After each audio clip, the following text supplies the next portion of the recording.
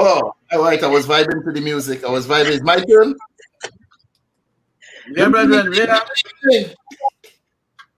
How you wonderful people doing this evening? Okay. We get to know and we get to know.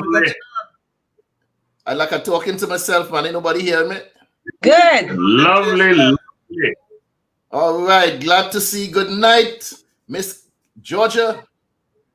Rainy night in Georgia. Georgia Williams, good night. Good night, good night, good night. How everybody doing? Wonderful. Level, everything level. Level. I say everybody. The young lady there just shaking her head. You can't talk? Doing well.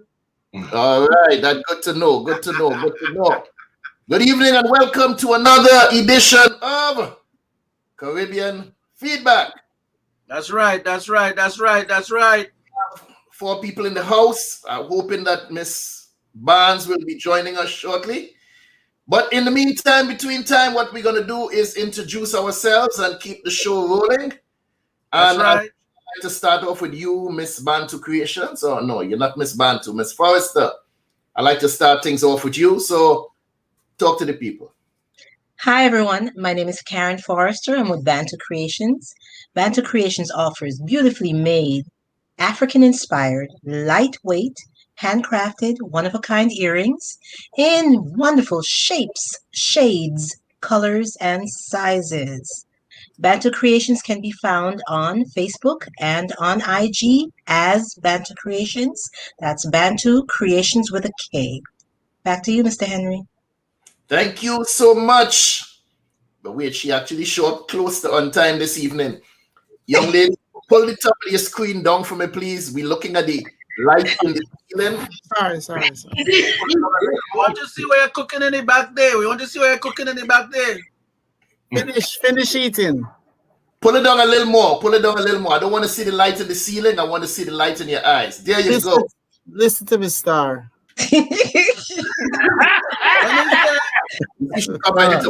When you say pull it down, you're talking about the camera. You're pulling down the camera. I guess you a compliment. She ready to fight. All this pull down business. You thought I was putting on my shirt? Hold on. I know you said pull down. So don't talk to my next ex-wife that way. You understand? You understand me? Introduce yourself. You understand? I tell you, you must forget that next ex-wife business. There ain't no ex with me. You understand? Oh, okay. Introduce yourself. All Let's right. keep the thing rolling. But I don't have that kind of money. My name is Judith Barnes. I am a doctor of Christian counseling. I'm an ordained minister. I'm a writer. I'm an artist. I just finished a painting just a few minutes ago. There we go. I don't like that word "I" so much. It's using too much. Use that "I" too much. But anyway, isn't that about it, Curtis? I don't remember. I've authored a few books. Some of them are more recent than others. I'm also a poet. I don't necessarily rhyme, but I am a poet. And that's it. all right. Good to know. As we doing the introductions, once again, let me say hello. Good night, Lucy O'Brien. Good night. Miss Sherry Ann Sylvester. What did she say? Buenas noches. Buenas noches. Todos.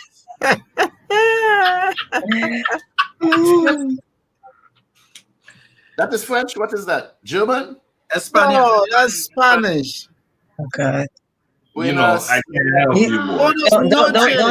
Don't do that. Don't do Good that. night. We live here in South Florida. You can't do that, man. Not even in jest. Come on, man.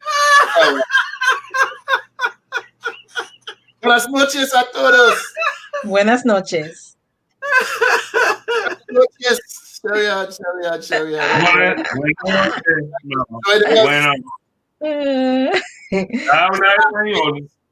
Mr. Mark Chase, introduce yourself. Tell us about your auditing services. Yes, I am here with my daughter Rachel. We are Chase Audit Services. We provide audit services, both government and civil. If you're in trouble, we take care of you. Call us. Back to you, Mr. Henry. So, any young lady introduce herself now. And I assist my father in Chase Audit Services and make all the phone calls that he doesn't want to make. Oh, it's a system. All right.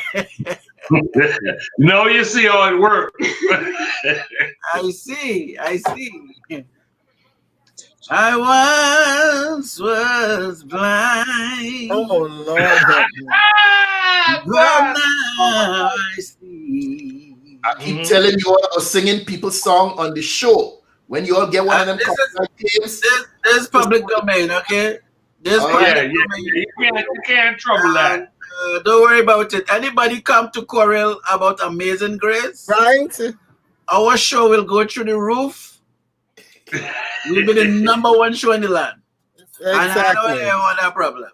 We are the #1 show. A lot of people just haven't heard about us yet. That's why. That's right. Tell it, man. Tell it. Touché. Also, I talking now or what? But I do believe you name Sam. oh, you said Sam already? Okay, I missed that part. So, I am Sam Archer, hailing from Muzilog.com, where music, entertainment, and culture live. And we have some really great articles this week. And let me put the ad up here. I'm the author of the book Hybrid Executive, available all over the place. You get the ebook and take your game up and all that good stuff. And tonight, you guys ready? Tonight it is show Go on. 10. 1. What? 31. I got 31 episode. Oh, wow. For real. Oh, wow. I'll take a drink to that. All right. Salud. Yeah, I'll take a chill. I got some tambo and juice here.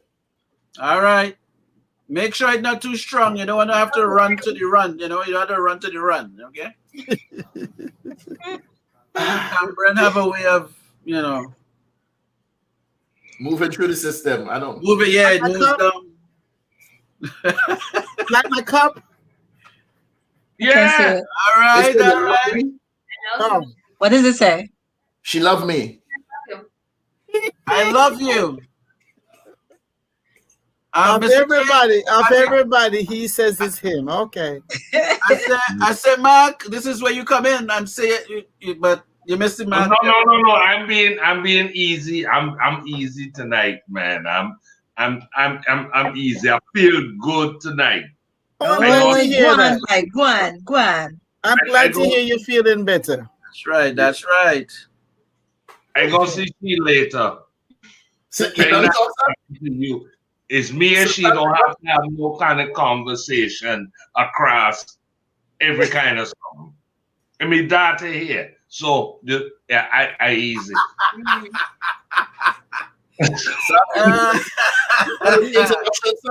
You have a neck problem? Wait, Sam, hearing me or what? Sam. Yes, sir. Just know you ain't hear me. I'm talking to you now. You ain't hear me. You're done with your introduction.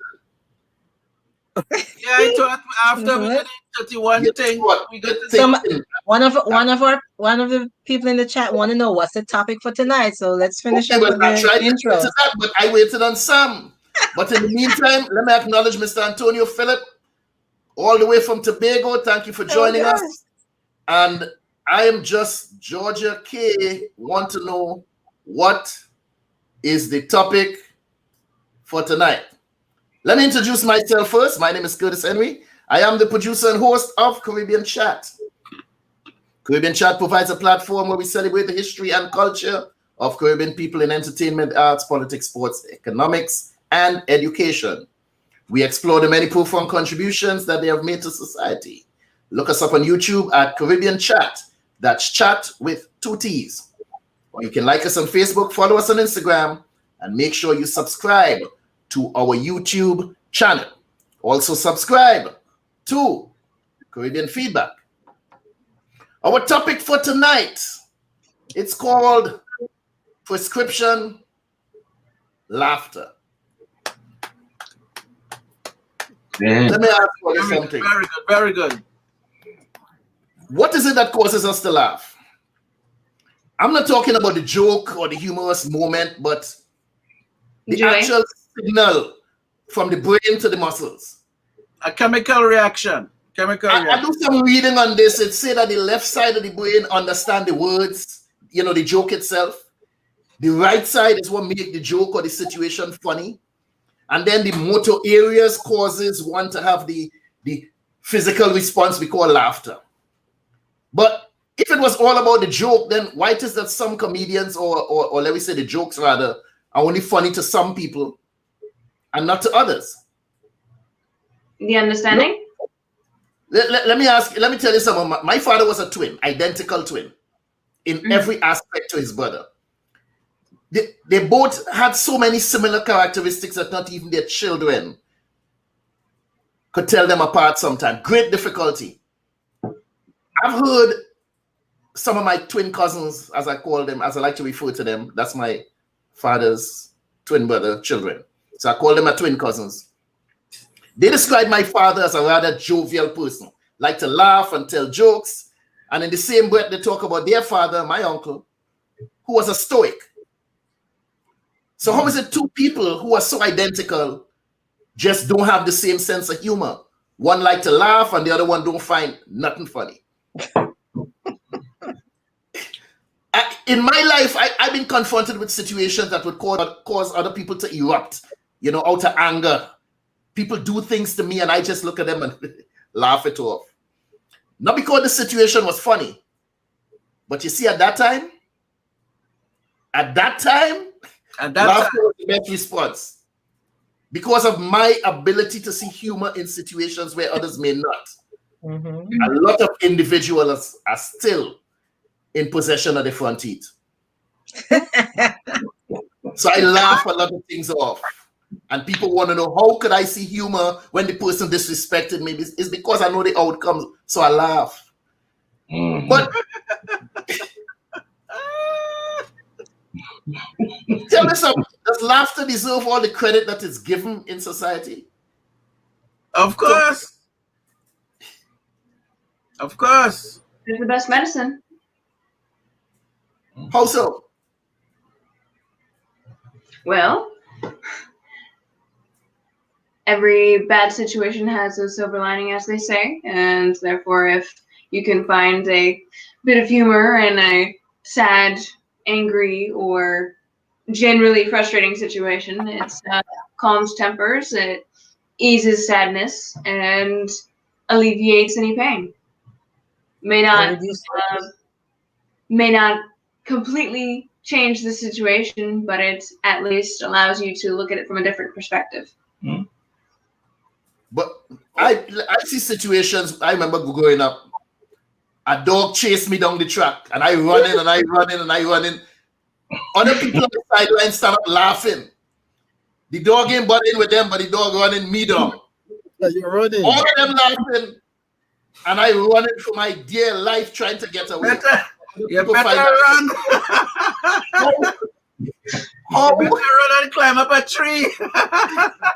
how did people find humor in situations where we say in Trinidad, where it's joke for you is death for crapo? That's right. So, we take salt and we throw it on the back of the frog, and the frog start jump and flip over, and everybody laughing. I'm guilty of that. I'm guilty of that. We had a lot of tourists in Tobago. I will go get some salt and hook them up. Jamaicans too. It's not just Trinis, Jamaicans too. First thing, salt. Poor frog and that toast. salt. They was getting it live. Especially when they cross a border. You should not come on these steps. No, you don't. No, you don't. And Rachel saying that people find humor in situations when it could be you're talking catastrophe for the next person, and you find that funny, young lady. Pretty much. Yeah. Admit it, claim it, man, claim it. Don't get shy, claim it. Well, tell me some. It may not be funny to me. Tell me about the home that you all grew up in. I want to find out, because sometimes our sense of humor is sometimes based on the family situation, that house that you grew up in. With me, it was kind of different. My household wasn't jovial at all. I could almost safely say there was no joy once my grandmother was home. The atmosphere was more like prison camp. We couldn't laugh, we couldn't play, we couldn't anything was a reason for she to share some licks. She had no time. She had no time to put up with all this. That's what was up. She was like, tell me about the household you all grew up in, as far as that fun environment. What was humorous or funny about the households you all lived in? Oh, okay, I'll start. Well, I could understand Mark. That's a joke. He's a joke by himself. So I can understand. Yeah, watch yourself. Watch yourself. You got nice teeth. No.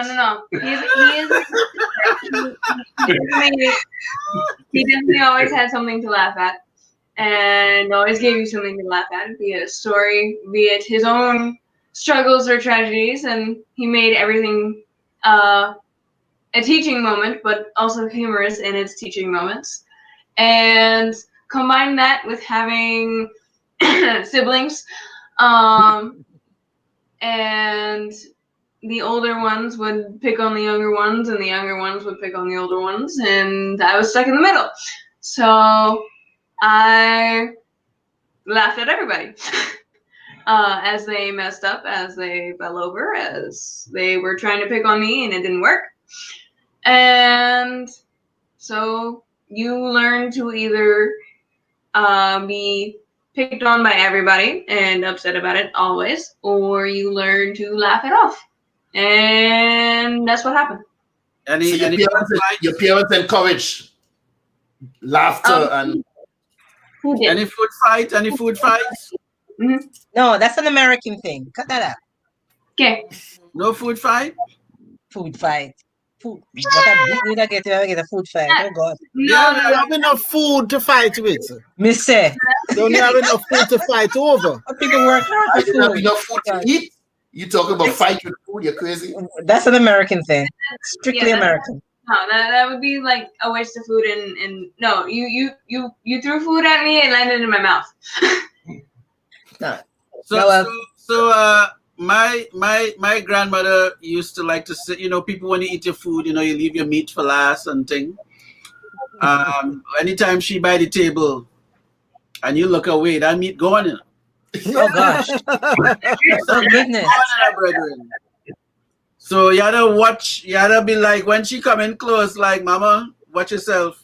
Don't touch my thing, She said, you look away, walk away, anything, that meat gone. And then when it does, I think that's in the dog.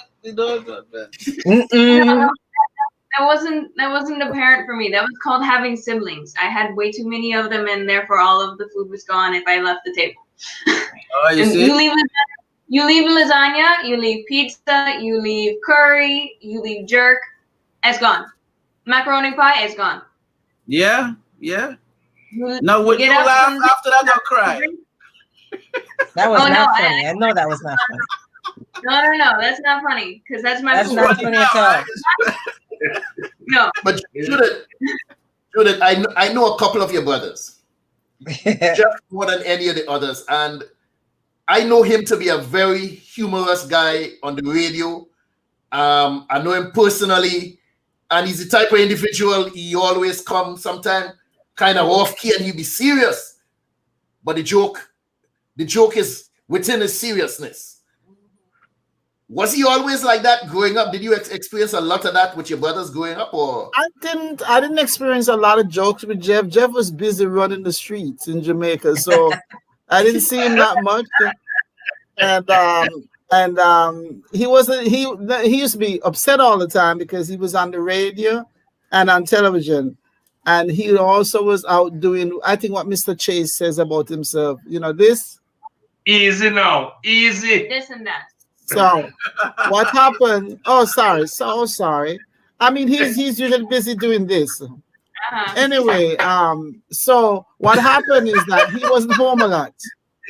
Norman, Ed, he was very humorous.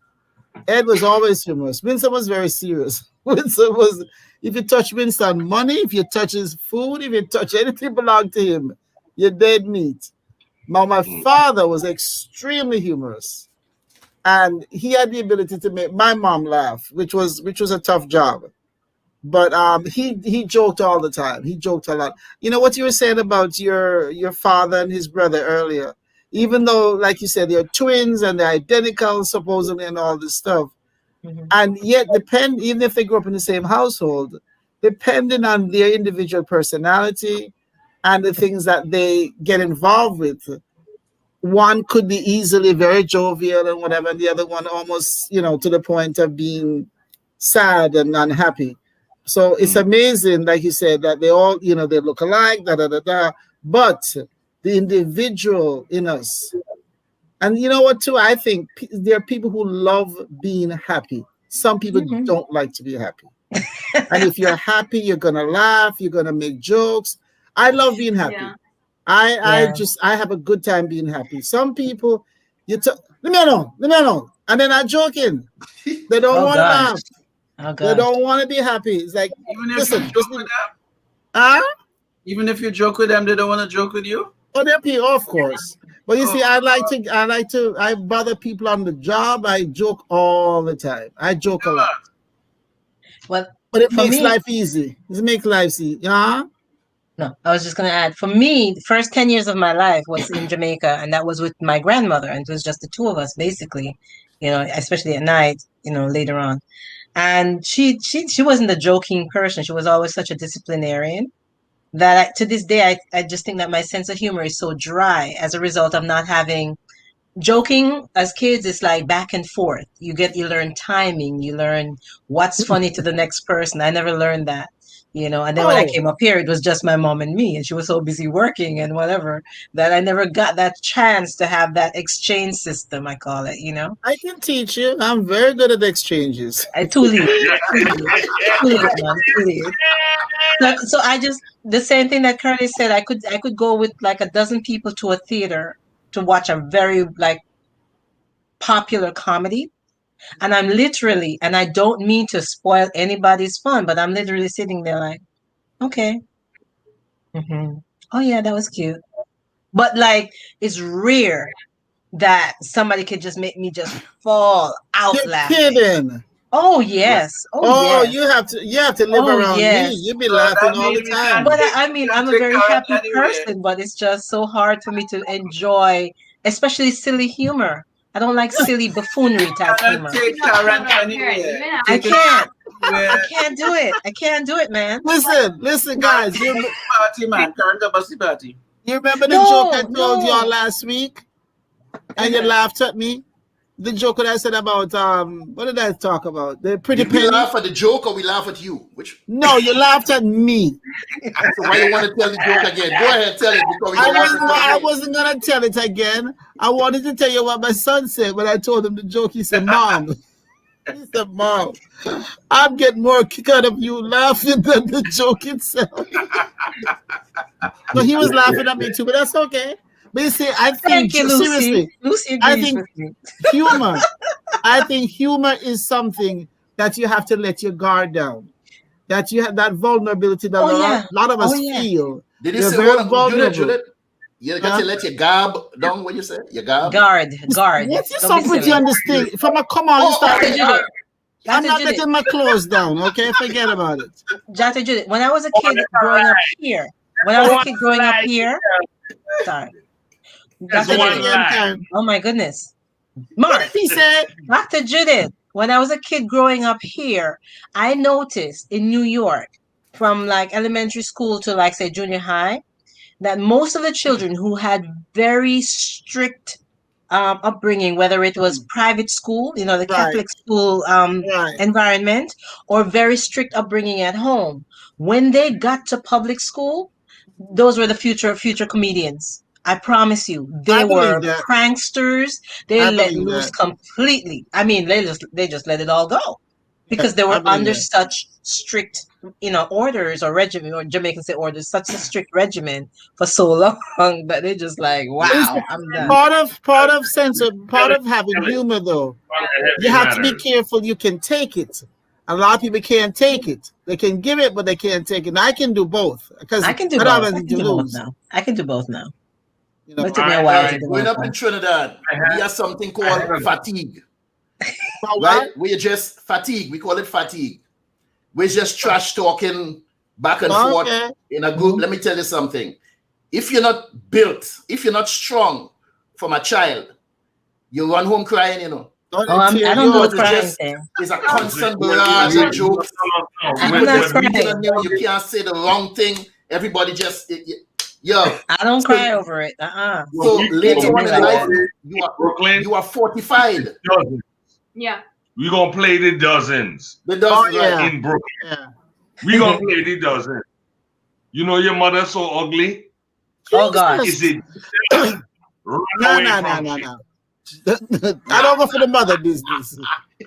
Oh, yeah. No, man. You got to talk about the mother, the brother, your sister. No, but people didn't talk about mothers like that in Trinidad. But if you have a really close brethren, one of them, you could look at him and say, boy, mom's looking nice today, boy. And you have to laugh about that. You laugh Jamaicans about that. Jamaicans don't laugh about mom's looking nice. No. Over by where I lived in Bedford-Stuyvesant, guy will walk up to you, you're walking to school, and he walk up to you and say, my God, I see your mama today. Oh, you say hello? Is what branch she didn't hit when she fell out the ugly tree? Every single one. And I think she tried to grab on one, and that broke. Beat it bad, or laugh and say, well, I think get your mother right on the way down because she was in the same tree. But and then you Georgia K just made Georgia K just made a comment. They do it in Jamaica, but they don't really get away with it so easily, man, because people withdraw certain lines. You don't talk nonsense about me. The only problem I have with laughter and humor is the motives behind it. I don't like mean-spirited talk. Oh no. I don't like people teasing people about their physical, their physical issues, impairment. And that I resent highly. I get very upset about that. So that is not even humor anymore. Yeah. It's meant to be hurtful. Yeah. Right. There's an intention to harm or hurt. Then once you know them, then they are not spared. They're treated like everybody else, and they could also dish it out back to you. Yeah. So that's fine, but I just don't like it. They have to know each other because you could be fat and the next guy is skinny, and the guy who's skinny getting jokes from the fat guy, and the skinny guy giving the fat guy jokes. So you're so fat, right. You stand up and you eat food and it run all the way down in the leg. Well, that's a little different. Fat is different. But you're so skinny, you can't hold nothing. What is wrong with you? Right. But they know each other.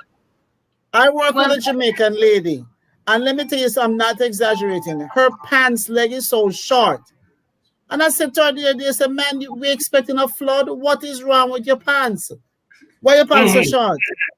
And then I realized, because I can joke about stuff like that, but I didn't realize she was taking it serious. So we're walking out of the school the other day. All of a sudden, my girl, I just looked in her direction and I wasn't thinking anything about her. Yeah, my girl, we look at me like that for? You're laughing at me. I said, what the heck is wrong with you? So she getting paranoid now. So the other day, was it whatever day, she came to school that she had on a striped blouse. And it had blue in it.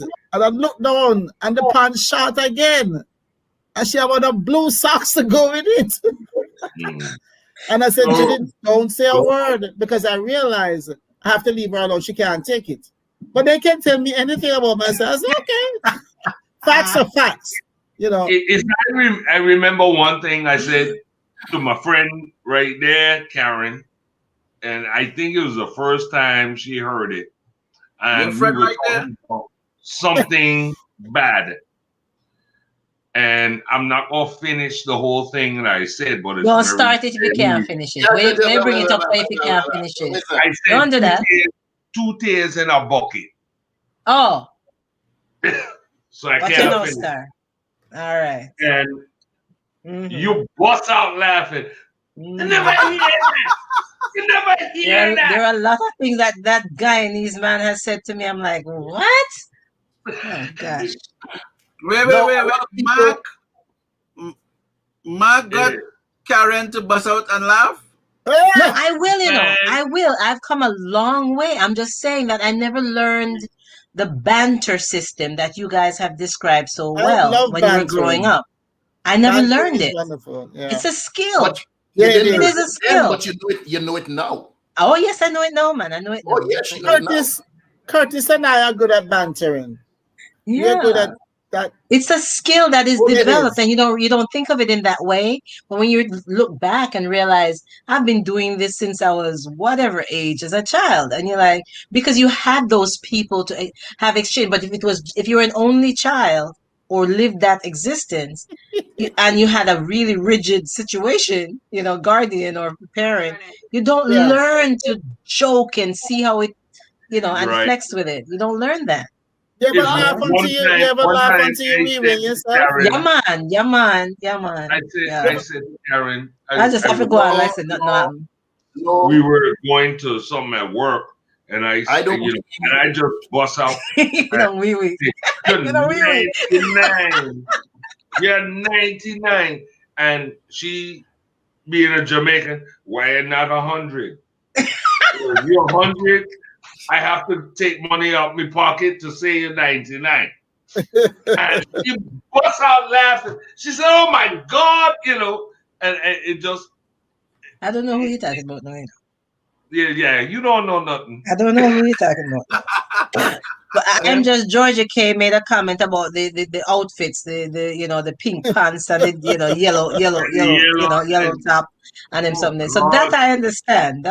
You remember I am just Georgia K. You remember the candy car candy?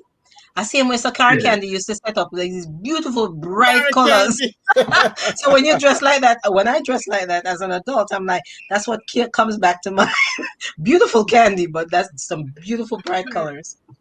That's what comes back to mind. That's like you wearing a green shirt and pink pants, and you look like a watermelon today, huh? Thank you.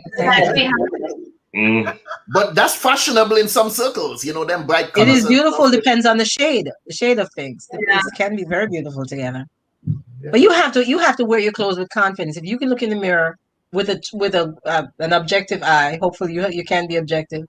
And shucks, not everybody. You're not there to please everybody. Please you. That's it. Go for it. That's it. When I was growing up, I never considered myself a funny guy. I didn't think I was humorous in any way at all. And it wasn't until years later when my brother told me after I left Trinidad how the mood changed. And I said, what do you mean? He said, things weren't the same after you left. I said, what do you mean?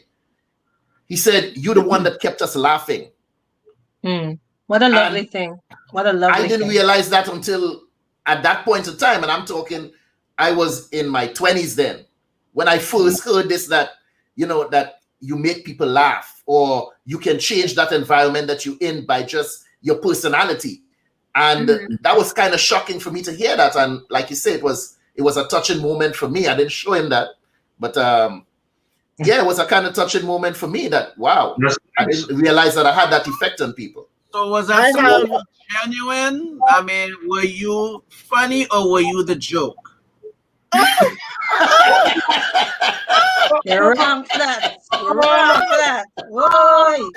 Oh, you're being very transparent tonight. I don't know. They're like, you're gone, the mood changed. Well, what else was? Were you bringing them the material? Curtis. You want me to slap him one time for you? Shave yourself. But listen, my sister, my family is laughter. All there right. you go. Listen, Sam, my family, there are members of my family who said, Judith, come give us a joke, man. And I would go over and just want anything I say, but I'm not trying to be funny, but there's something that let me tell you, so I don't know how funny this was, but before I left New York, 1994, I think it was, my family was trying to surprise me for my birthday. They were trying to do a surprise at my apartment where my younger sister and I live. So I come home from work and they're in the house, in the apartment, fixing up balloons and stuff to surprise me. So I walk in and to be honest, I am very funny. I can be very humorous and they look forward to that. But anyway, I walk in and they're fixing up their apartment and I look at them and all of a sudden everybody just get dry. I said, what happened? Well, you messed up the whole thing. Can you come before we could have finished it? So I said, how must I know you was going to surprise me? I said, that don't make no sense. Listen to what I did. Because part of the reason why I did is like, I don't like to make people feel bad. If I can make them feel happy. So I said to them, no, seriously, Sam, they were upset. I come before they could surprise me. I said, I am sorry. But then I said to them, I'll tell you what, I will help you finish decorating, put up the balloons and everything. And when I am finished helping you, I am going to go out the door. I'm going to put on my coat. I'm going to take my pocketbook with me. And I said, turn on the lights. These are grown people, you know. I said, turn on the lights. And I went, but he said, that's the kind of stuff they're used to me doing. So I said, turn on the light. I said, when you open the door, we'll take it from there.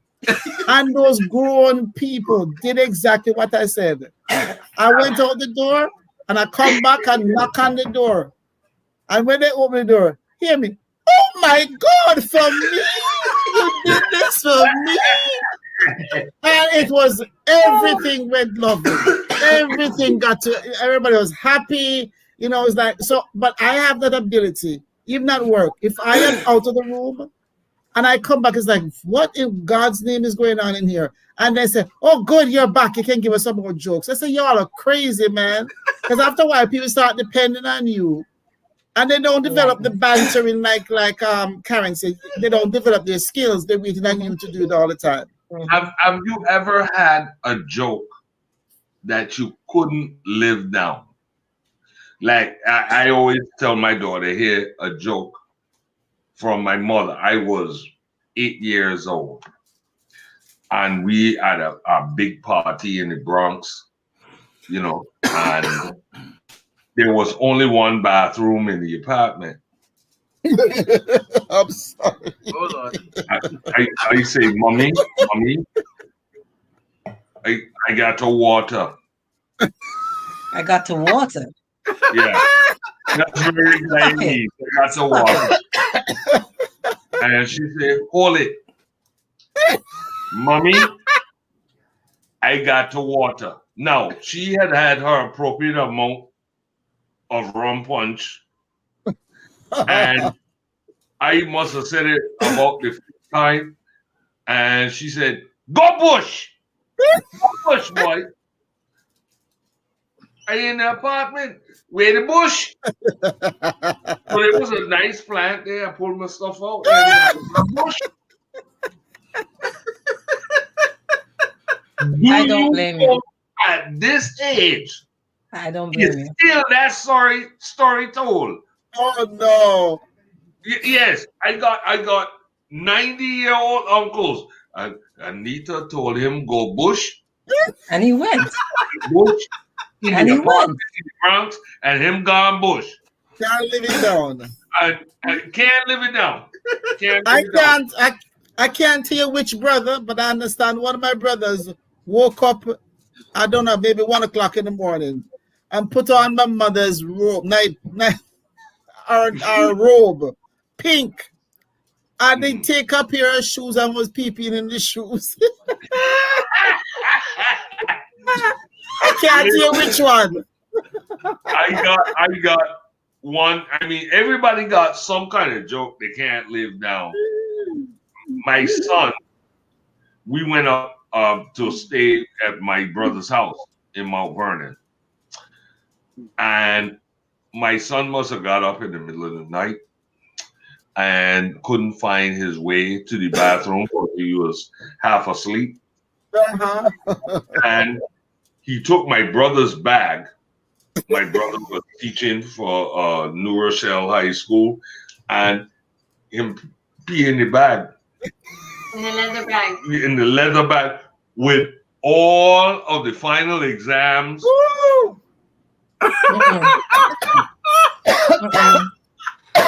No. And I woke up, you know, me and my brother wake up dark o'clock a morning, and I see my brother with a hair dryer. Oh Lord. He's drying the thing because he got to grade these things. Oh Lord, help us. The children can't graduate unless he dries the things. But the big joke in the family, He got his payback. yeah, is that my brother, it was a Coach. Oh wow. Really expensive briefcase. And when my son graduated, Oh no. he said, here's your gift to you. It's the Oh bring back you the pissing. So now you get to dry it out. And we talk about that every day. Yeah, man. Work with the pissy bag. You know, it's some joke. Yeah, it's some kind of joke you can't live down. I'm sure Which one is it for you, Sam? That one joke you can't live down. I would have to think about it. Yeah, I'll have to think about it because for me, the stuff I can't live down is some of the cutters I got. There's nothing funny about that. That's true. Well, I'm just saying, if people remember it, like, yeah, you remember when? No, I got my share. There was nothing funny about any of that. But you know, I'll never forget. I was in a play, right? In high school, I was in a play, and we had a there's a story in the Bible we were playing. There was this group of people. I'm trying to remember the name of it, but anyway,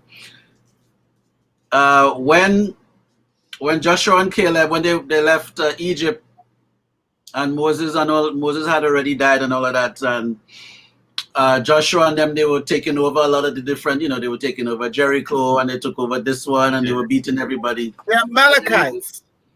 Right. So they wanted to form a truce with Israel. So we playing this scene, and we had some stuff, you know, like some props. It was like fruits and some drink and whatever. So I took this drink, and like I almost choked, you know, like you sort of do it too fast. So I'm there, and we're in these gowns, right? We're in this like these sheets, you know, because we're playing these Bible time characters and stuff. Mm-hmm. Mm-hmm. And these guys start improvising right there on the spot. What is wrong with your friend? Well, when he do that, I just start laughing, but my mouth full of juice. Oh Lord, you spit up everybody. I want that juice. And I started laughing at everything they say. I kept laughing more. Everything they say, I kept laughing more and more. And these guys improvising. Is your friend okay? And while they're doing that, I kept laughing, tears coming out my eyes. I'm on the floor on the stage. It was crazy. So that brings me to a next question here. Is laughter contagious? Yes. Oh, Of course. Yeah. Yes. Yeah, man. Yeah. Even if you don't know what they're laughing at, Yeah. you're laughing Yeah. because they're Yeah, laughing. man. You want to When know you what have certain laugh when you hear it, you can't help but laugh. Oh God, yes. Oh, But talking Oh. about Yes, households, Antonio. The Harmon days, boy. What a harmon days. hey, oh, That's that's the high that school, between him and Antonio. That's the school I went to. Oh, okay. Okay. Hey, but Yeah, in my household, my mother was a woman of very few words. Wow. She used to say, "Son."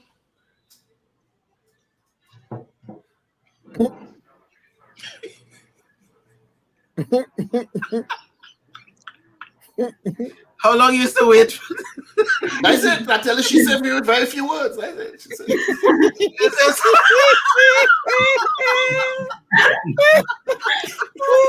Curtis, But you suppose understood, started right? laughing. You understood what stunned Yeah? you. You Suppose you understood, start- right? you know what? One No, big I just joke- showing you all that she didn't say much. She would just say "son." That's it. She stopped. But if you had started laughing when she did that, you think she'd box you? Oh No. no. Oh, I okay. will tell you, is very funny. I took a picture today of she because I realized DNA doesn't travel far. If she's on the couch and she starts to tell me something, just like my father, and she said, "You know, Daddy," and she head rolled back and she mouth all up. And then she wake back up 10 minutes later Starts to again. finish the What? damn thing. And all I could say is, what the ass? You know, you're just like my father. And she mouth fall back open and she back asleep. And that was one big joke with my father where he said, "You know, boy, it's one cough." And his eyes roll back in his mouth and his mouth open because he's so tired. But you trust and believe is when he asks, opening his eyes, is you gonna catch that cough. You gonna catch, and we as kids would just laugh at it, Oh, Daddy fall asleep, man. You better get me behind out his house now because we gonna catch it. especially because you're gone. Yeah. No, if you come back, you ease it, and when he was well into his 80s, and we used to we made a joke, Daddy, we gonna give you some dry sack and see if you fall asleep, and all kind of foolishness gonna go on. He said, I know you Negroes used to wait for me one eye to close and you're gone. And it became a family joke. And sometimes he would just fool us and just lean back, open his mouth, and say, "Don't think I don't see you, boy." He did and does and likely will always do is the joke that us kids have. He does watch something on television, a news, football game, baseball game, whatever, and you go and you look, he's asleep, he's snoring, mouth open, eyes closed, head back, snoring, out on the couch. Click the channel. Hey, I was watching that. Turn it back. Daddy, you was asleep. No, the score is like 13 He was to listening 7. intently. He was asleep. Like dead asleep. Like you shake him and he does not wake. But you turn the channel and he wakes up. And tell you the score. This guy right there, that guy right there. Okay. It's like Oh, Daddy. I told you a song by your grandfather. Daddy. Yeah, Antonio said he did something wrong, and somehow it seemed funny to his mother, and she corrected him with laughter. And he in pain. You know, parents, we kind of wicked. We do this to children sometimes. In order for them to understand, you laugh at them when they do stupidness. I do that to my son all the time. The little one, he would run around the corner and just slam into the wall. And then when he start complaining, I laugh. I don't want to hear you now. I tell you, stop running half hour ago. So when you bang into the wall, I don't want to hear nothing about you in pain. I laugh at you. Then you're gonna know better next time. Have you ever, anybody in the audience, had what we call in Guyana alphabet beating? I know you have timetable beating. No, We have timetable beating. my sister. You Timetable never beating. Turntable. I get Timetables. alphabet. You beating. know what you done did, and that's what you did, and gone. I told you not to, and Everywhere you get a spank. everybody in Doesn't- the And everybody that isn't getting beat runs. if you grew up You're in gonna be Brooklyn, next. in the West Indian community, is everybody come out to watch you catch the alphabet beaten. And then when it gets run. And everybody laugh. And if the person who's giving the beating turn around, it's We're what laughing. you get. What you laugh? And everybody, You next. yeah, take off. I know my alphabet before I even started pre-K. So I didn't get no licks for no alphabet.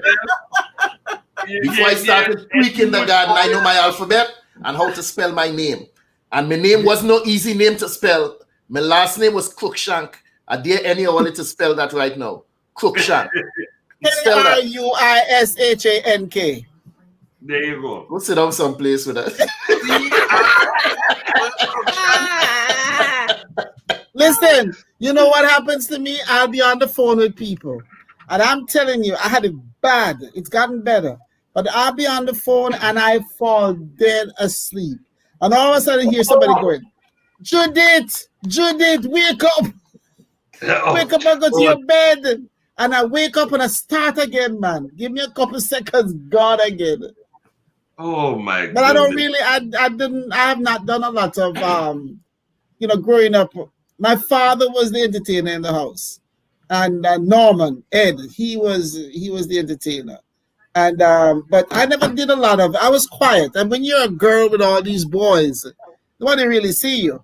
So I really didn't. I didn't get into much trouble. I didn't get no ABC beating. Hold on. When you're a girl, you're talking about your teenage years. A girl with all these boys? Or Listen to me. Listen to me. I'm going to box you right through the computer. No, I'm here and I'm trying to follow the story. When you're a girl with all these boys. All right, follow the story. Yeah, there was a lot of boys around, and I wasn't related to none of them. They were just all over the place. I want to hear Curtis spell Crookshank. Cruickshank is my name. How you gonna challenge me on that, bro? Yeah, but you can spell with a K also. No. You can spell Crookshank with a K also. You know if you agree with me. You know if you agree with me. But is it it's a German name? What kind of name is that? Italian? Hey, it's a white person name.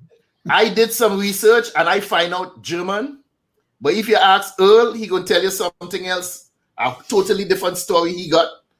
So no. We're saying Earl. Earl is on the Henry side, but No, that's some murder. I mix. You're confusing me. So you have another Earl on the other side. You have two Earls. No. All them boys all over the place. No, but if you ask some of the other people, they're gonna tell you a different set of story. No, I went to school with some Crookshanks, but I think it is spelled different. Yeah. The only difference is sometimes the I in the middle. Some people omitted the I in the middle, but if you go back and you find out the roots, it's all the same. But anyway, we're talking family history here. We're on the comedy scene talking about laughter. Now, I read something recently in the preparation for the show, and I find out that there are animals that laugh also. Only mammals. You see, she laughing. I'm telling you, if animals laugh, when you find that strange. I can't, boy. I'm sorry. Listen, as soon as you said that, you know what I saw? A cow going. Need help. Need help. I can't. As people's interpretation. The only mammals that we're as human beings, we're the only ones that I know of that we laugh. Guys, that is as far as your knowledge take you. Right, I am telling you something. I just said that. Hold on. Nurse. No, We're talking about the human body here. Nothing to do with telling you some scientific people's studies. Perception of animals. Scientific studies that have been done where they look at other primates like the gorillas and chimps and stuff like that, interaction between mother and young, and especially when they tickle that young one. You laughing, you're talking about stuff. I talk about stuff that you don't know yet. It happens in mammals. It happens a lot in mammals. All those animals that Kurt is talking about, their name Crookshank.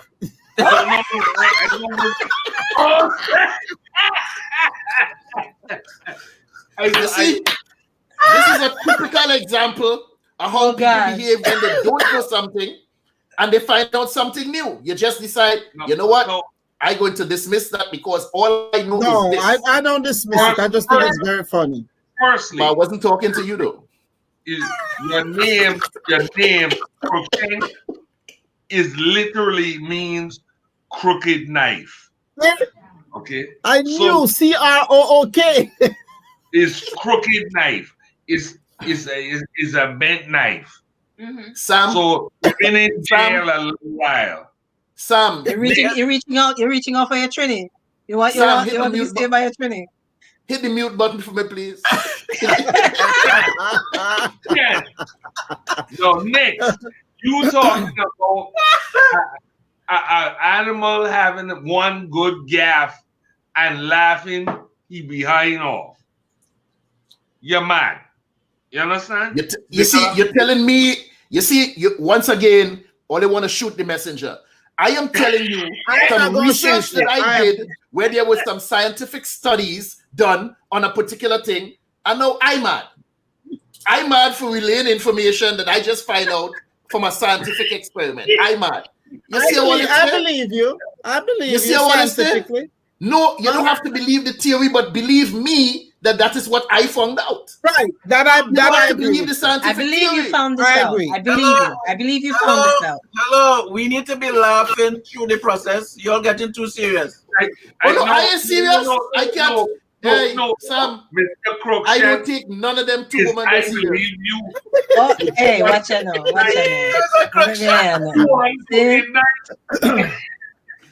I don't take none of them too serious. That you believe. And worse yet, I said, do not deny the patient the delusion. Correct, Dr. Judith? You don't validate it, but you don't deny. I don't take no Guyanese serious either. Listen to me. This is what this says. Let me finish the thought about the animals that does laugh. But listen to what this says. It is recently been documented that some animals do indeed share a very human trait, laughter. Research among dogs, rats, chimpanzees, and other apes suggests that these species emit a unique sound in response to pleasure. Even other dogs seem to recognize and associate the laugh with pleasure. Now they're What was talking the about pleasure? pleasure. The pleasure could be interpreted I don't differently. even want to know what the What was pleasure the pleasure? is. I don't want to know. But you see now, But here's the tickle. I see the tickle experiment. What is? Go ahead, Dr. Judith. I said the tickle experiment. He said, do animals laugh? Tickle air experiments suggest that they do. Right here. All right. So now I'm not shooting the messenger. Or they gonna believe it because Judith said no, right? No, but I believe you're in it. No, okay. Let me give my half a penny. Let me give my half a penny. In the case of, like, say, dolphins, it has been known for years that when a trainer rubs a dolphin or tries to tickle a dolphin in a certain area of the lower abdomen, the dolphin gets sexually excited, right? You don't know if the animal is, you understand me? It's all in individual interpretation. No, we're talking about chimpanzee tickling the young, not nobody tickling no chimpanzee. But Curtis, suppose you laugh at the animal and them follow you down the road. No, I'm not laughing with the animal. You know, there's a really nice place that we have. It's called the Madhouse at Quarantine Barbies, and it's all of you. I will all not you. Not you. Don't put me in a bucket. You could have bright. Don't put me in any bucket. But it's all of you. All of you. Okay. And just laugh down, and then give you a nice medication. Are you speaking from experience? Aye. Oh, I've been to the place.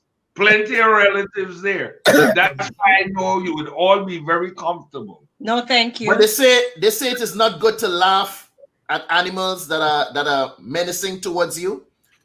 If a dog is barking and charging towards you, it's not a good decision to laugh, smile at the animal, because that is shown as a sign of aggression. Because the dog is showing you his teeth, and you show him your teeth, and he looking at your blunt teeth that you have, thinking that you are challenging. You are a carnivorous animal, and when that carnivorous animal look at your teeth, you know, no wonder they laugh.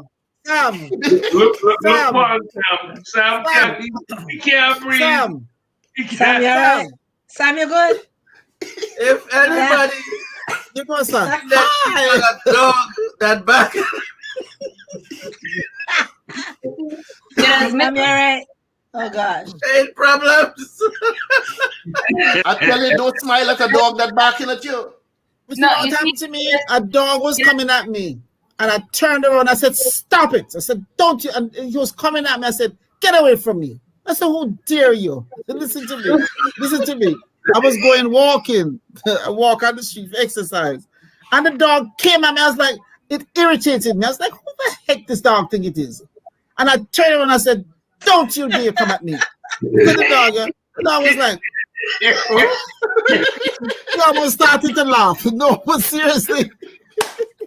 Somebody got to look at here. Seriously, you know what happened? The dog did this and walked right away, challenging me, messing with me.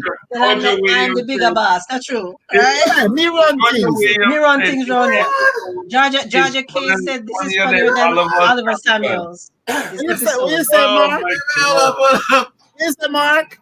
The dog was confused. Oh yeah, you know that one with Oliver and the dog there.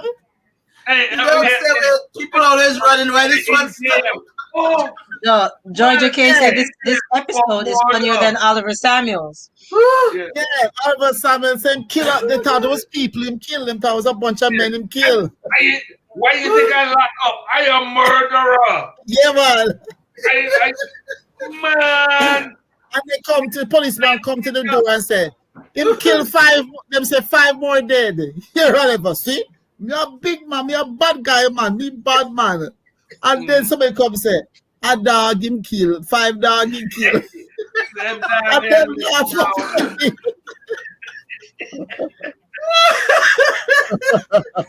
Listen, when they thought he had killed all those human beings, and take the other prisoner food, you know, them give him everything because I'm afraid of him. I remember that, boy. Oh Hey. my God. Let me switch this a bit. Sorry, Curtis. Curtis, did you ever hear Samuel say this? What name again? What name again, Mark? The same guy we're talking about, Samuel. Oliver? Oliver. Dear Oliver. I can sing. I can sing anything. I man sing ballads. I sing instrumental. I sing hymns.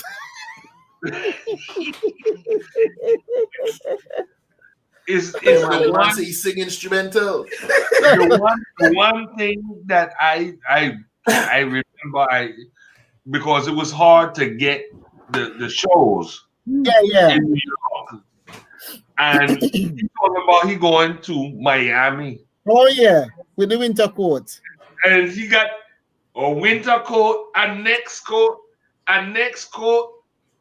and he bundle up. And then he don't have a bag. He got a box. With the grease coming out of it. And the man say, what? Lucy, I'll know Sam to recover. I'll know Sam to recover. Listen, when him go on the plane, you know, they call that thing, when him go on the plane, and them say, Mossab, what them call that thing again, Mark? When them go and them go on the plane and them just putting them things away. I forget what you call that thing on the plane. The overhead. Overhead compartment. Yeah. Overhead carriage. Yeah. But him said the wind from Miami and lick him already. From Jamaica, the wind I travel all the way to Jamaica and whip him already. I was a funny guy. Wait, hey, hold on. Antonio asking a question here. Have you ever laughed till you have no facial expression? No. Yes, you laugh till your cheeks freeze up and you can't move, you can't even talk. Stiff, yeah. I've laughed till that's what I've experienced. That's what I ain't know about that one till you had no facial demonstrate that for me. No facial expression. Unless you're dead. If you're dead, you may not have the facial expression if you fall the hell out. You know, that again. Sherry and Sylvester state, Dr. Judith, you are a natural comedian. LOL, laughing out loud. What Curtis, ha ha ha. Well, Sherry Ann, let me tell you something. If you had known Judith and I back in the late 80s, early 90s, madness. I'm telling you, we did some foolishness now that if I look back at it and I just gotta shake my head. Yeah. I just had to shake my head. We did but you know something, Curtis, what you're saying there. Earlier, some stuff was going on in my head earlier before I came on here. And really? Just hush, okay? Sure. And I said, you know what? Go on. Because I will get something out of, not just, hopefully I'm sharing and with others, but I get something out of these meetings. And part of it is laughter. And laughter will make you feel hopeful. Even when things are not in the best shape, laughter will give you hope. So, you know, and I always like to tell people when I get something, I like to tell people, I appreciate you all because I'm naturally joyful. And I tell people, joy is the different from happy. Joy, Curtis, wait, man. But joy, happiness is according to whether it's raining or not. But joy is always there. Is that right, Curtis? You're entitled. You know me long enough. You know what's funny is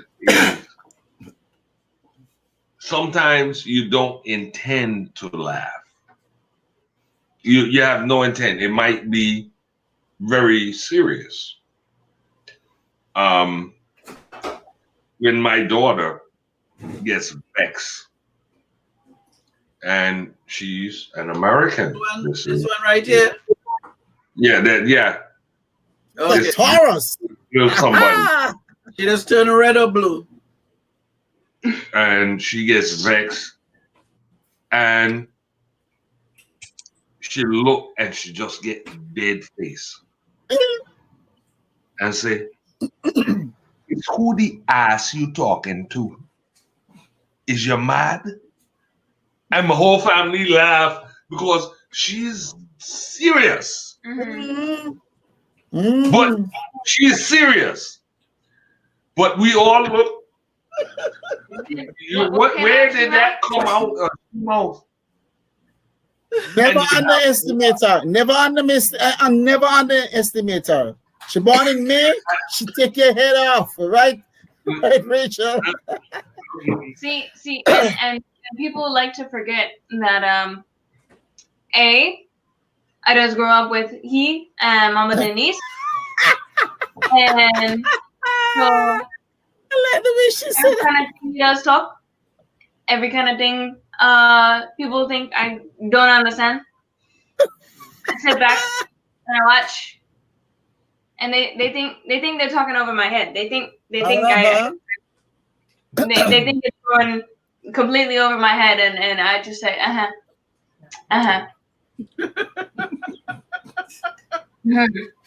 Once it comes out, we all have to laugh. Just forget.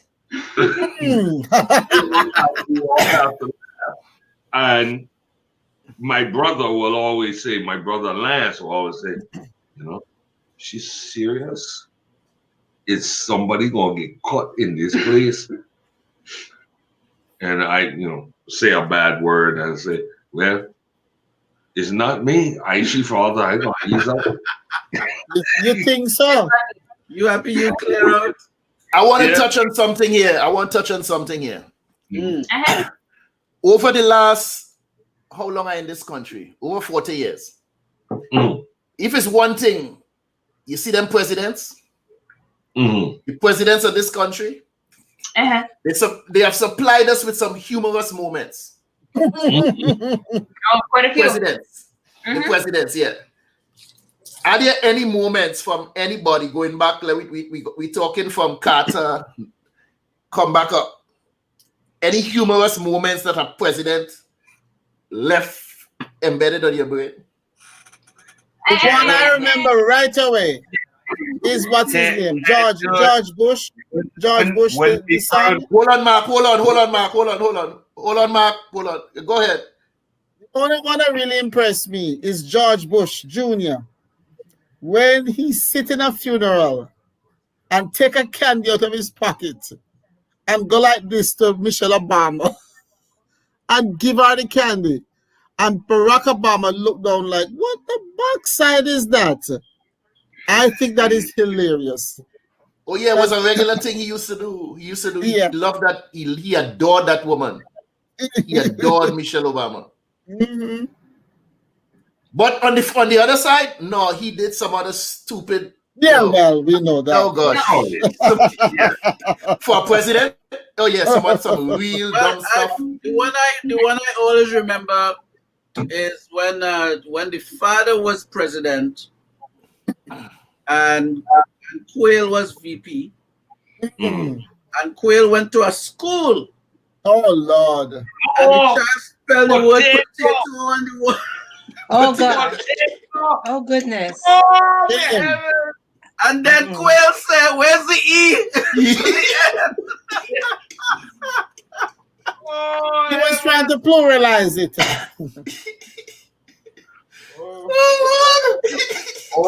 All I can was funny. Let me hear you, Mark. All I can think of is Bush Senior. Everything you ask him, no, wouldn't be prudent. Not gonna do it. Not gonna do it. Not gonna do it. Wouldn't be prudent. That's all that comes. And every time he would say it, I would bust out laughing. I would just bust out laughing. What do you think about Iraq? Nah, gonna do it. And just This not in my best interest. Not gonna do it. Every time he would say that, and got to be Johnson. I know you got the country at that time. You know, the coloreds need to have rights, and I'm gonna give it to them. I like my coloreds.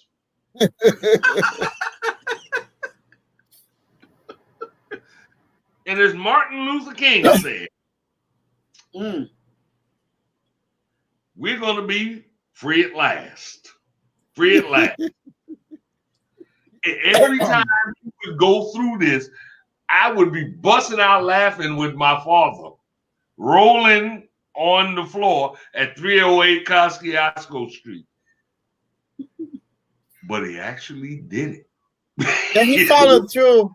He followed through. And you know something? Something that he said about whites and black Americans, African Americans. He said, there's one thing about the white man and the black man, that the poorest white man and the least educated white man thinks he's better than the richest black man and the most educated black man.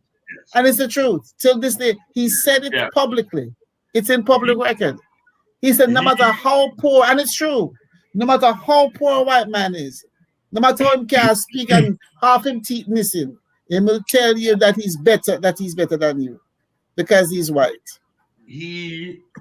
So Karin, talk to me.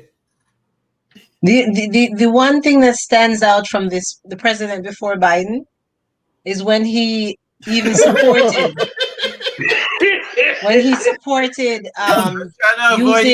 injecting disinfectant. Oh Lord! I thought that had me on the floor. I remember it was that early morning, and I first saw that news coverage. I was like, what? You can just drink it and it just washes away the infection. He also suggested IV. He suggested injection as well. IV infusion. Intravenous. You know what annoyed me with that thing? Dr. Burks sitting across from him to his right. Say a word. And she knew he was talking filth. You could watch her face though. They watched her face. Yeah, you could see it. You could see it. Expression said it all. Yes, it did. Yes, it did. You know, Obama went to South Africa or Johannesburg, someplace. I think he might have gone for Mandela's funeral. And this white woman came up next to Obama. She sat next to him. Let me tell you something. Michelle Obama looked at him and her like I killed the toy right here. Michelle Obama looked at her she wasn't playing. And she looked, and after she looked at the woman was going to sit next to him. I tell you, that white woman jumped up. She popped back out of that chair. And she looked at Obama like, who you going home with? Let me tell you something. God. This is what Obama did. He sat down like this. He was like, my guy started shaking the leg. He was done. I mean, it was so obvious that she looked at him like, I'll whip you, both of you right here. And that white woman disappeared. And she was still grinning because she thought, and I've talked to white women about it, she thought she was better than Michelle. But Michelle let her know, said, come on, I'll fix it right here. Not today. The one thing from Obama that I remember was when he was doing the roasts, and he had he brought out a comedian to help him with it, and so he did a, I don't know if you guys saw it, the anger translator. I remember when he's speaking in his polite tone. You see, he always speaks very measured. And so his anger translator is sitting over on this side, and his anger translator is speaking in terms that I'm trying to what he said. I'm trying to cross the bridge between races, colors, and everyone. Republicans, Democrats.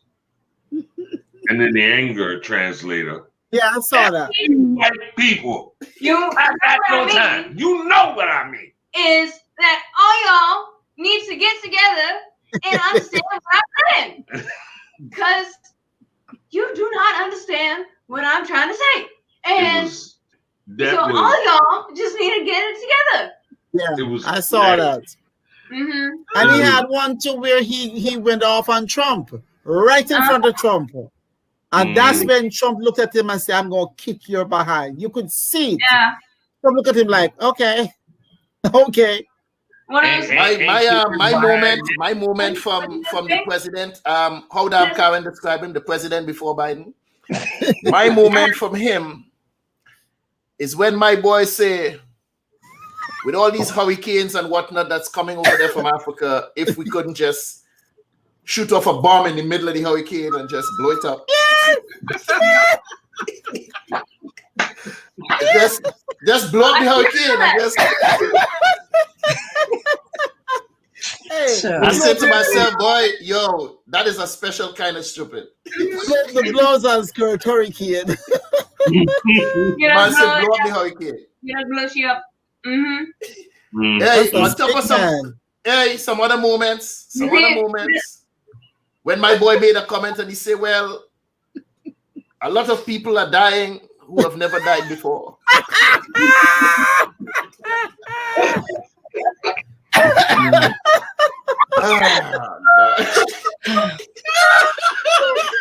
That man talks it takes a special person to say that. It takes a special person to say that. Yeah. Ladies and gentlemen, it's 1:12. We're going for an hour, 21 minutes and 45 seconds. I was trying to avoid that man. He has given the comedians enough material. Man? The next 10 years. The material that man give comedians in this 4 years. Real. Oh my God. It was more than Bush provided in 8. Yeah.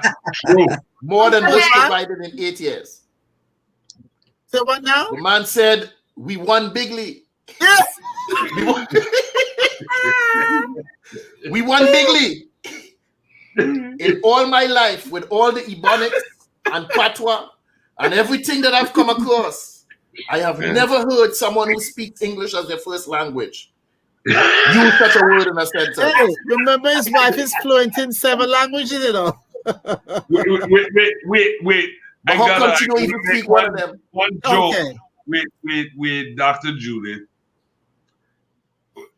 She called me to see how I was doing because I wasn't feeling well, and I said, I'm doing better, but right now I just really gotta get my business up because they're gonna make me choke and rabando. And she stopped. She got real quiet and say, "Is what choke and rabando?" And I didn't want to laugh. I want to explain it. There's no explanation for it. It's just Guyanese. We just met. And you expect other people to understand that. Me. Just like Trinis, expect other people and to you understand all of that. Hold on, I talking to the gentleman that you're jumping. No, we just say. What happened to you? Just a say. Yeah, only with that GT talk, you expect other people to understand that? You know what? Trini.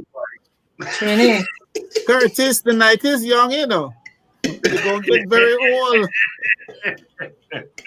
Before we change the thing, I just want to say, when he spoke as if Frederick Douglass was alive, that wasn't for me. I was like, this is we need plenty popcorn, a lot of butter, because it's just It's gonna right. be a long show, right? Yeah. Yeah. That Frederick Douglass did a great job. But it Wow. goes No, to man, tell you hey, how crazy people hold on. are that they The man accepted him.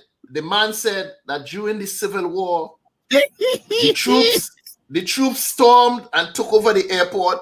Yeah. And There ain't no Hey, plane, but the they didn't airport. even plane. You know what happened to him? He was making up things as he went along, you know. As he was just made up things. That's like, correct me. What are you correct me at? You know, a woman on Facebook wrote something about him. Like she did. The last 4 years. Make your skin Listen, orange. a woman on Facebook wrote something about him, like she was praising him. So hear me to her. You have bigly jokes, don't you? I mean, What's funny is that you don't even know if he realizes that he's messing up his family. He doesn't even see I don't think he did. I don't he's think he did. pathological. He's pathological. No, Yeah, the guy's totally delusional. He's delusional. Anything that, listen, mental health wise, I mean, he's totally delusional. The niece that wrote the book, she's a psychologist. And she said it best. He has no bottom. So anything that comes to him, anything that makes him feel good and is narcissistic, anything, he'll say it. So he got Asperger's. He got Asperger's. So he No, he needs doesn't. No. That's a compliment. His son Baron has Asperger's. No. Asperger's is a high functioning autistic. His son Baron has Asperger's. He's high functioning. What do you call it now? What was I just saying? Autism. His son has Asperger's, and that's the high functioning autism. He ain't nowhere near the spectrum of autism. He's just sick. Grandiose. Pathological. Yes. Grandiose. Yes, Georgia K. Because somebody defined. He was such a narcissist. grandiose. He was such a narcissist that he couldn't. I like the way you say that. He was such a narcissist. He was such a narcissist. Was. Couldn't. We've talked on the show a lot about taking personal accountability and responsibility. Yeah. And that was not present at all during his term. It's never been. But you know something that's really sad? This guy has a problem from childhood with his father. He always wanted the father's approval. Mm-hmm. And so he had one of his other brothers was an alcoholic. He made a decision to stand out with his father. He wouldn't drink. Well, I think he'd have been better off if he had become a drunk. Mm-hmm. So what he chose is to be a liar. I mean, part of it is, I know it's his personality, but that guy, there's nothing he wouldn't do for somebody to call his name. Nothing he wouldn't do. And the niece is right. When you have no bottom, you just need more and more. It's like a drug addict. She said, behave. He's like a drug addict. Do you see what Sherry Ann said to you? Behave. She told you behave. I done,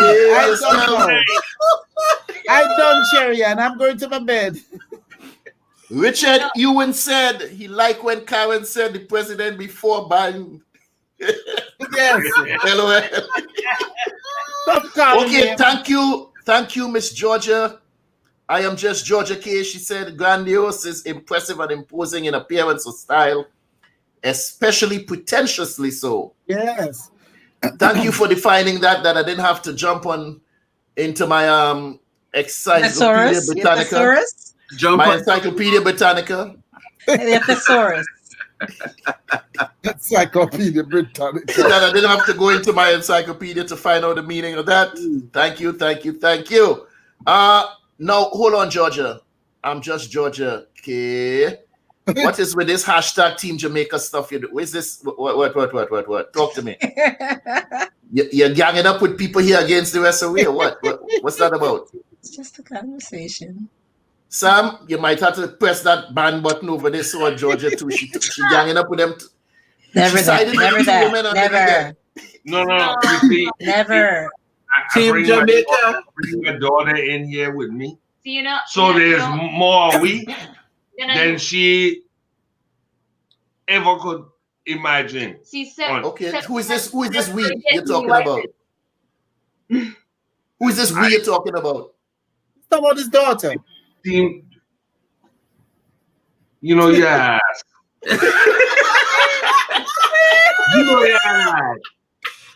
No, you just jump about. You're talking to me and you say we. I ain't Guyanese. You know what? Never much do I ever want to be. But you see, you just separate the show again. I was on your side, but then you open your mouth and talking. I talking about we. Okay, it's good to be on the side, but You talking don't about call the yourself we. You ain't Fight. We. He's talking about the land dwellers. I can't believe this, but anyway. No, I know he's saying we. I'm not Guyanese. I say curry chicken, not chicken curry. There's gonna be a virtual fight. You know what? You know what? Go and eat your fish, boy. Go and eat your fish. Go and eat your fish. I gonna eat the rest, and when you starve to death, I still gonna be here. Oh Lord, help us. And the rest, I still gonna be here. You got a nice. Hold up. Did you say the differences between how we say curry? Yes, I don't think we mentioned that on the show, but I keep bringing it up. We did. We talked about that on the show. What's that? Curry Yes. chicken and chicken curry? Yes. This Peas and rice and peas.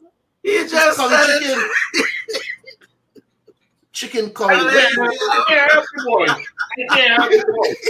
I can't help you, boy.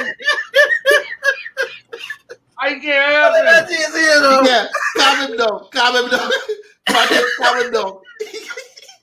I can't help you, boy. I know what you just said. You see this curry chicken and chicken, I stayed out of that. I still do. Rice and peas or peas and rice? I can't. Rice and peas. I can't. Team Jamaica. No, we call it peas and rice. Rice and peas. We put the peas on top of the rice. No.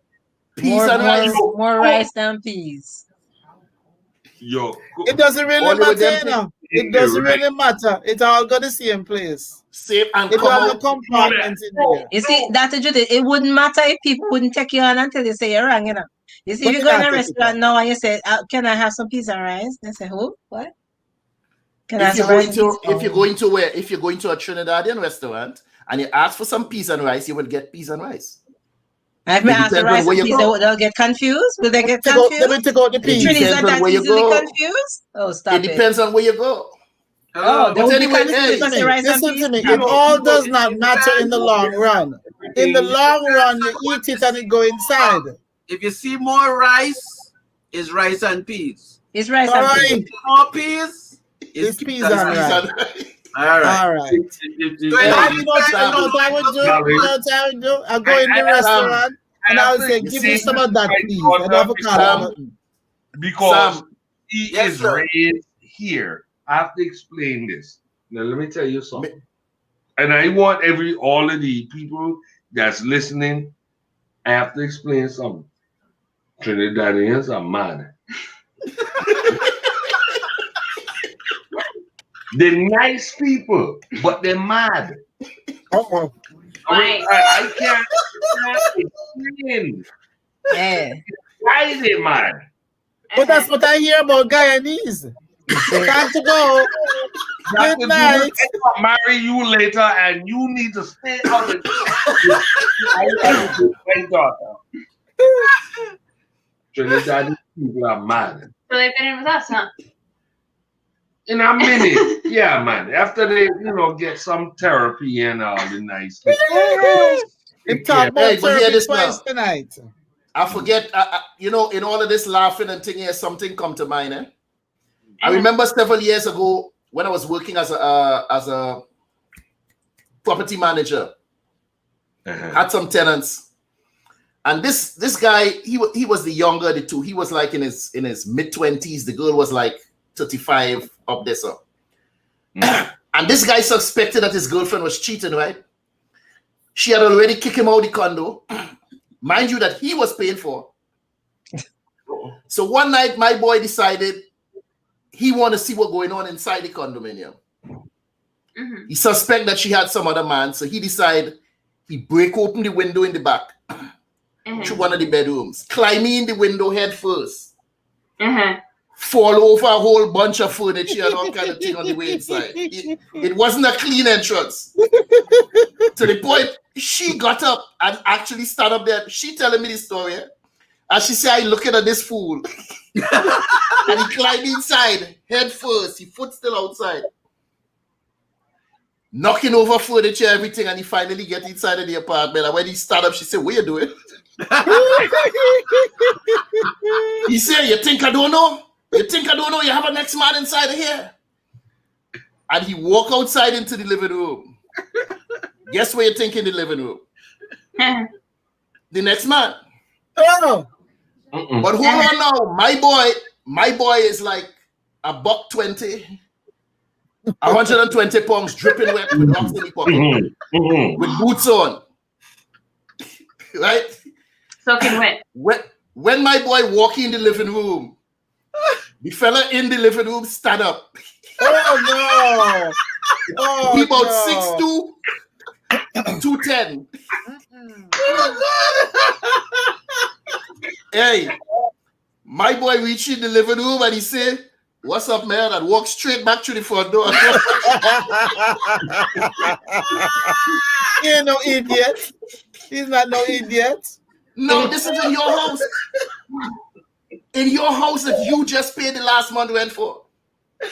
And leave the man in there. Leave the man inside. When the man see the size of the man stand up in front of him, he say, "Yo, what's up, bro?" And he keep going. It's so wicked. I got it. You told that story. I got to tell this story from right here in Tampa.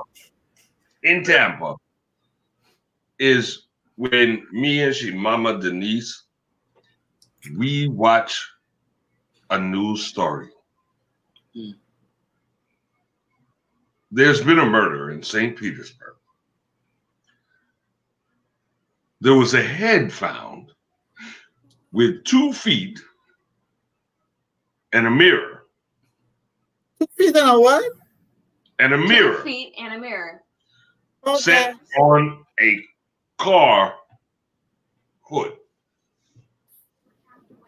And the first thing, then he said, "My God, I know there's a guy in his phone." And we were literally praying, "No, just let it be a crazy white person."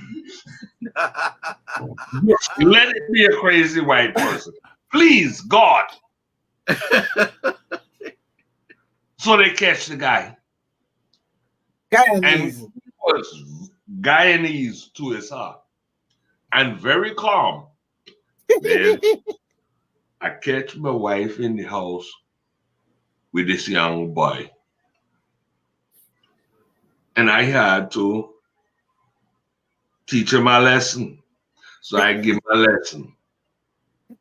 What was the meaning of you cutting his head off? I want to cut his head off, put his feet so he can still get away, but put a mirror in front of himself and make him look upon himself and see how stupid he is. And I said, "Oh my God." And Denise said, "I knew he had to be Guyanese. I knew." And you have the nerve to say Trinidadian mad? Lord of mercy. No, the maddest is the white people that still think that they can keep coming at all of the Caribbean saying any kind of thing that they does like. Yeah, you see, you're in Georgia, everybody else in someplace else. And you see these people here will talk to you any kind of way. Yeah, and then you hear, you know, you hear Jamaican, or you hear Trinidadian, All right. Mm-hmm. Go on, boy. Mm-hmm. Go on. Keep talking. Keep talking. Keep talking him up. And I just get a giggle out of it. You know, in Walmart, you got your mask on, and you see a woman with her cart, and some kind of redneck come up behind. Do you know where the 6 feet is? You see, they put it down for you to see. I know you can't read, boy, but you put your 2 feet in. Man, it's a comedy show every time you go to the store, and I love it. Especially when you go down Livingston down to the Walmart on They don't know where the hell it is. And you hit the city proper of Tampa, where all of the Caribbeans actually live, and you just find, or well, I did, and when I walk in, and they don't know me, not yet at least. So some gal does be talking in front of the line in front of me, and she's talking on her cell phone, and she's talking about what the clerk is talking about, because the clerk's a real white, like, redneck, and so this Jamaican is speaking in patois on her phone, and yeah, she does look like she does get run over by a tractor or something, and she is so deep into patois that she's thinking, okay, not only can this person in front of me not understand, the person behind me can't understand, and so I'm not gonna get, any flack or anything. And so she keeps talking on the phone, and I know she's talking about the woman behind the counter, and all I can do is just try not to crack up, because she is literally talking trash about the woman behind the counter. And then the woman behind the counter looks up and looks at me and looks at the lady, and she says, you don't know who my father is? Hey, you need to shut your mouth, because you're going to lose your teeth. Because you need to find out I am who you think I am. So that's why I have to carry a gun.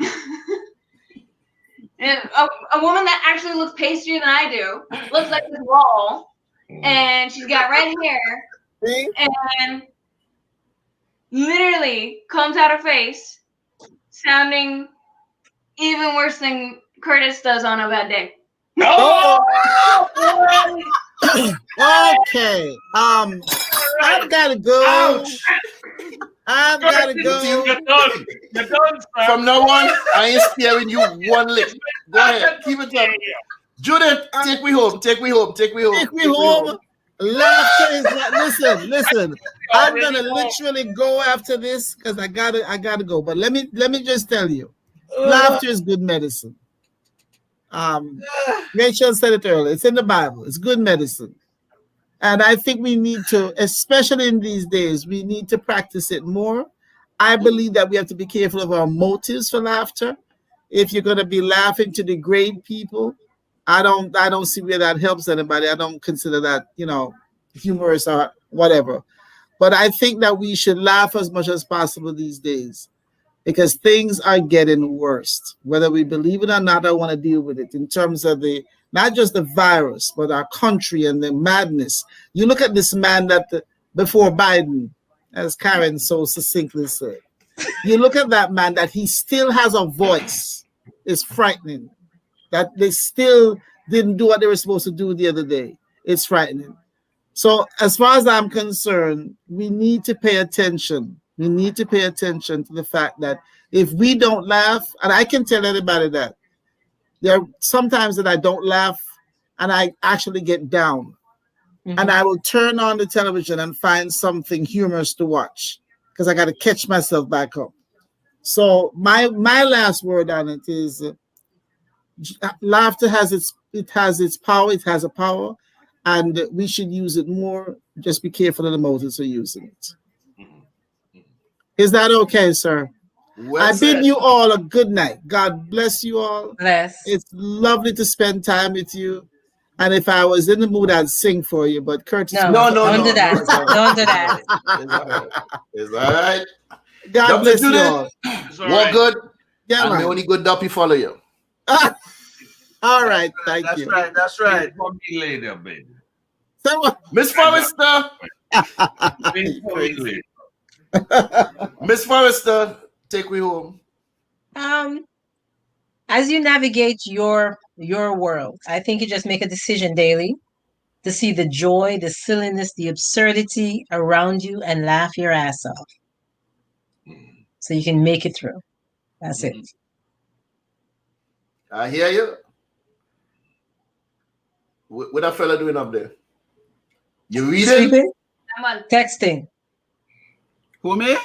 Yes, Texting. you. Organizing. We're going to talk about what to take. We take. You should have done that before the show. Not when the show done and it's your time to talk, you know, writing down notes. No, I'm not writing it. Hold on, let me find. I put up a little post before the show began tonight. I wanted to find that same post. Daddy, you go. And so it says here, laughter strengthens your immune system. It boosts your mood, diminishes pain, and protects you from the damaging effects of stress. Nothing works faster or more dependably to bring your mind and body back into balance than a good laugh. So keep laughing. I had a very good laugh tonight. If you all wanted to contain yourselves, I am sorry. I let it all out. My diaphragm feels very good. I laughed till I cry, all kind of stupidness. So that was very, very good. I feel good. So yeah, that's it. Back to you all over there. Yeah. Rachel Chase, take me home. Oh, well, I think you can find laughter in just about anything. And the more you can find the laughter in something, the more you can find the positive in something, the easier it is on you and on your soul and on your mind. And if you can find the positive and the laughter and the joy in even the most negative of situations, I think you can make it through. It may not be easy, but you'll get there. Daddy Chase. I don't know. I just stupid. You know, I just stupid. I just gone through. I got all kind of kids. You're not yet, and you're not allowed to be. That's right. That's my thing. I'm not there yet. But wait, it's gonna be one big jokey when I did. Because I'm gonna talk about everything and everybody. That's the guy in his way. That's the guy in his way. All the lies you told, we gonna make it one big jokey. All right, don't worry. We're gonna serve good food when we do it. You have a party. Yeah, it's gonna be. We're gonna have a beach party, and we gonna talk all the mess. Oh, this what he do? Yeah, and he did this. He did the next thing. He did the next thing.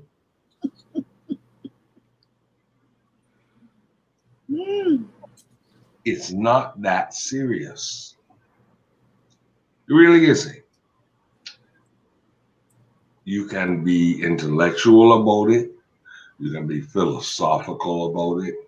It's not that serious. It is not that serious. No. I hear you, sir. I hear you loud and clear. Now, Sam, I think he was hacking into my computer when he was sitting down there talk about he taking notes. Because the thought what my strengthening one's immune system and boosting your heart rate and all of that stuff, I had it written here for my closing. So you thief my notes. Yeah, that's yeah. You copy out of my homework. I thief your notes on purpose. So I had to leave all of that alone. But I just remember something I saw on WhatsApp.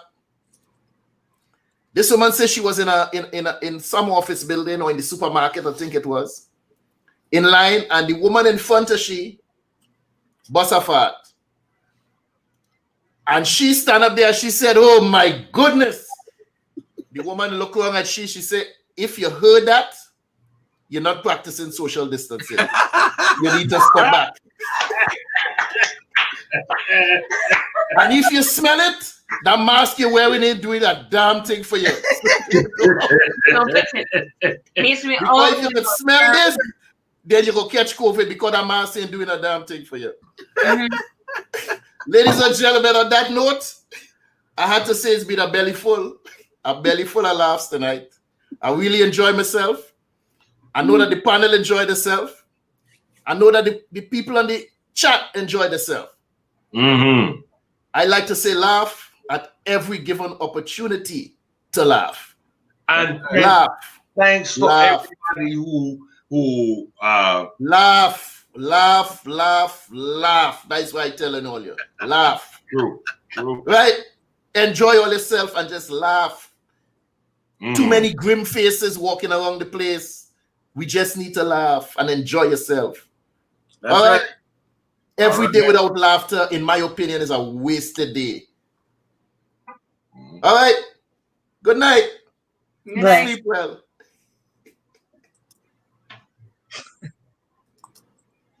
I don't have no hat.